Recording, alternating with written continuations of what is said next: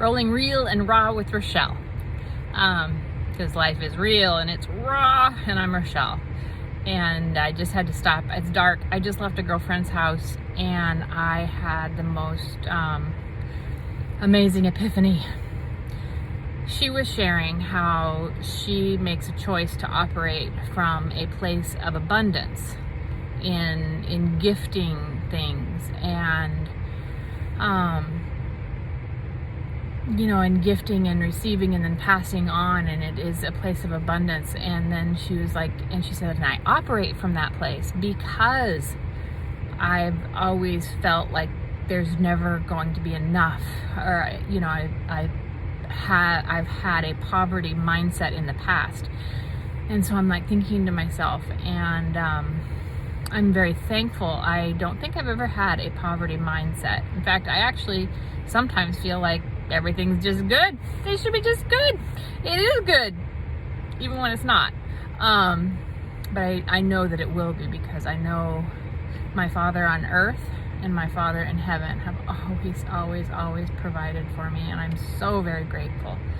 But what I realized was, it's like, where is my lack and where can I not get enough? And I realized that my place of what I feel like I can never get enough of is actually solitude and silence and quiet.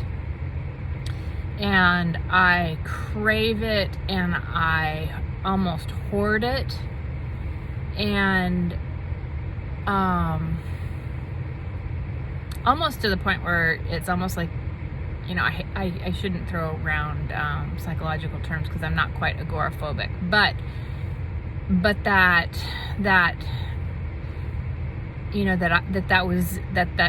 quiet and solitude has on occasion been denied to me.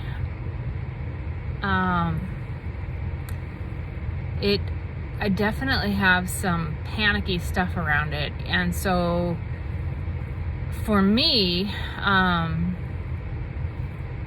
this place of unemployment and COVID and so much time, solitude, and silence, it has been incredibly healing.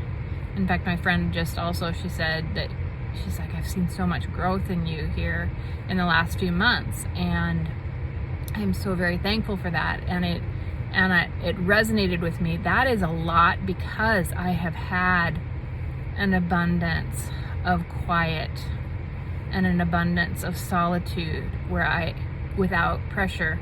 Of course, now I'm in the financial fix where I'm like, oh, maybe I'm not quite so abundantly blessed here. I don't have rent. But it's an exercise. It's an exercise in faith. It's an exercise in, this is temporary. I am not panicking yet. No, I'm not going to panic. And I've just kind of been like, okay, this is where I'm at, and this is interesting. Yeah, the panic usually comes with like when I need to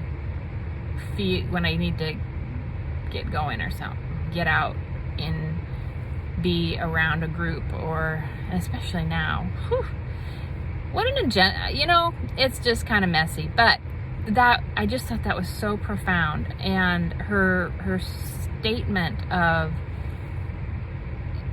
I've seen so much growth in you, and that realization that the reason,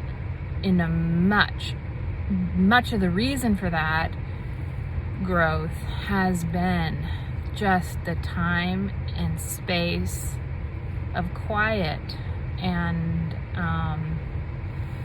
the removal of that intense life stress.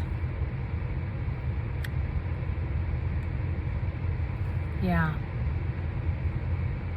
At the same time, so I have to accept, you know what? I've been right where I needed to be this whole time, and it does feel like I'm getting close to ready to shift and something's ready to shift, but this time of being still was needed and has been, well, I didn't really have a choice because I pretty much shut down. Fun! I wouldn't recommend it. So I would really recommend everyone avoiding getting to that edge point where you have no choice but shutting down. That's a whole other story. But the blessing in that no matter where we are, no matter what we're struggling with, we're right where we're supposed to be. And there's something to learn from it and some way to grow from it. And I can't be anywhere that I'm not. But when I'm with someone else, I can be still and be there and present and resist the urge to say, I know, and resist the urge to say, have you tried? Or what about? Just being still and quiet and listening and holding space for another human being. That's what I've needed. And I'm very, very slowly learning to give that. And I'm grateful. So always going back to that. I am grateful. And I am very grateful, especially for the abundance of solitude and silence that I have been experienced during this last few months. Blessings. Happy evening.